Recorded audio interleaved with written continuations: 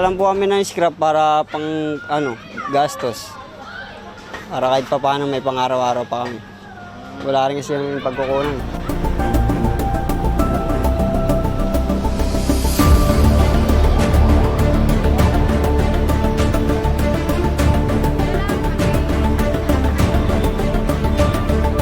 Wala pa rin naman pong relocation eh.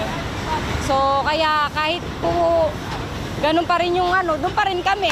Mabigyan lang ng konting tulong para mapaayos ulit yung bahay.